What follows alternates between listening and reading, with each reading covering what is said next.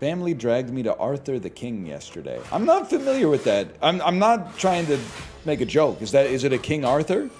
Nobody knows. They're all saying something about Miss Lethal. I don't even know who that is. It is based on the true story told in the 2016 memoir, Arthur the Dog Who Crossed the Jungle to Find a Home. Yeah, so I said all that shit about dogs. There's no shot I'm watching a movie about a dog. Like a heartwarming movie about a dog finding a home, or especially if the dog speaks. It's not made for me. I'm never gonna go see The Art of Racing in the Rain. You're welcome to go see it. I don't think you're evil for going to see it, but it's just, that shit is not gonna fucking work on me. Now, if it was a cute cat, it might be a different story, man. What about a fugly raccoon? Okay, but it has to be fugly, okay? It can't just be like a little unconventionally attractive, which is what passes for fugly in our dishonest fucking society. A lot of people will be like, check it out, it's the ugliest fucking animal I've ever seen, and it's just like, it's a cute animal that doesn't look like the way, like if you asked AI to generate a dog, it wouldn't give you that dog, but the dog itself is still cute. It's just unconventionally attractive. Like Maggie Gyllenhaal, okay? We got different definitions of fugly. Too far? Calling Maggie Gyllenhaal attractive is an insult now. In this fucked up world in which we live. Unconventionally? You're focusing on the wrong word. Babe, you're focusing. Yeah. I said you were unconventionally attractive, babe.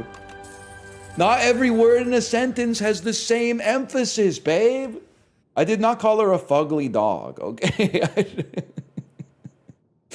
I did not call her a fugly dog. I said she was unconventionally attractive. Have you seen Secretary? Come on. No? Yeah, no surprise there. Don't watch it with your parents. There, I'll save you a canon event. I'll save you a canon event.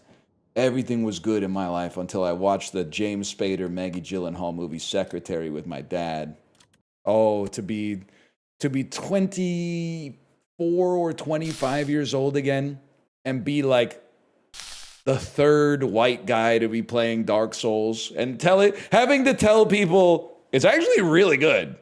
It's actually really good. I love to play it after I play this other game you've never heard of called The Binding of Isaac. No, man, he was ahead of his time.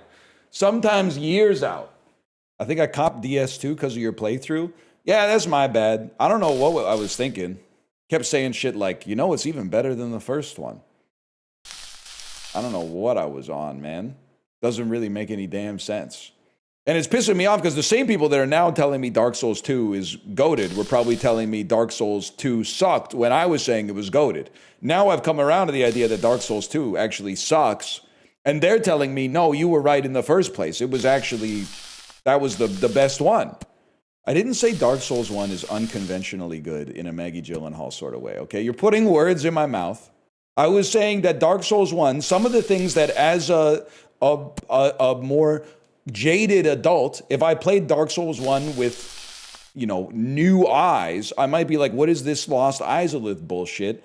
Why is that's cool, let's just make the whole ground covered in lava. And, you have to get a ring to walk on the lava. But where's the ring? In the lava! But because I played it, I fell in love with the game such that its quirks actually just became idiosyncrasies that I grew to like a little bit more. It just put more of a well-rounded nature to my enjoyment of the game to begin with. Much like how Maggie Gyllenhaal's unusual features, if you were to have your brain wiped and then see them for the first time, you might go, what is that? But because you've already seen her in Secretary and Stranger Than Fiction and stuff like that, and she recently directed The Bride, I think, you would be like, I like Maggie Gyllenhaal. The Bride was ass. Leave her alone! Oh! Leave Maggie Gyllenhaal alone. I did not say she looks like a Dark Souls enemy. I did not say that. And I did not almost finish the sentence by saying which Dark Souls enemy she doesn't look like. No, it's not Dragon Butt, but that's... You hate her? I literally said she's attractive in an unconventional sort of way.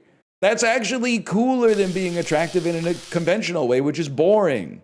Like AI art, which we hate. Twitter's going to have a field day with this.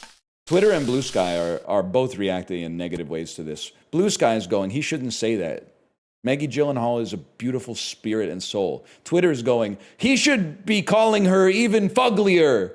She's a fugly old lady. Why is he not saying that she's fugly and old? She's super hot and Stranger Than Fiction. Yeah, probably. She's working in a Portland bakery. You know that shit got no AC, bro. Brother? What do you mean, brother? It's a bakery in Portland. That shit, in 2006, that shit did not have AC, bro. The movie's in Chicago? It's not in Portland? Now I know the movie's in Chicago. That explains why Maggie Gyllenhaal didn't want to pay her taxes. She on that Al Capone shit. Previously, I considered it a plot hole. Who's the male Maggie? Adam Driver seems like a great comparison, yes. My temptation to just double down on the joke and find the most hideous, like oldest, most busted man of all time is Wait, Jake is a great answer. Jake is an obvious. Why did I say Jake? Yeah, I'd say Rocky Dennis probably. You're just calling guys ugly? I noticed that chat doesn't really have much of a problem with that compared to when I called Maggie Gyllenhaal attractive in an unconventional sort of way. Have you noticed that double standard? But also, I literally didn't say John Merrick was ugly. I said he had a beautiful soul.